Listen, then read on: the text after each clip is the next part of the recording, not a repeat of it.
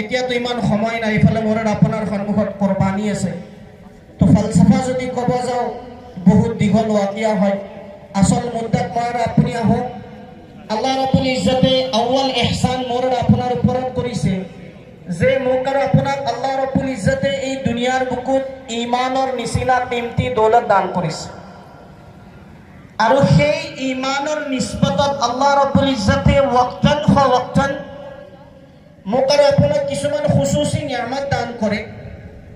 তো তাৰ ভিতৰতে যিটো মাহত মই আৰু আপুনি ভৰি দিছোঁ, যিটো মাহ মই আৰু আপুনি পাৰ কৰি আহিছোঁ, মাহে জিলহিজ্জা, য'ত আল্লাহ ৰাব্বুল ইজ্জতৰ এটা আহম হুকুম হুজ্জাজে কেৰামসকলে মক্কা মদিনাত গৈ হজৰ যি ফৰাইজত আঞ্জাম দি আছে।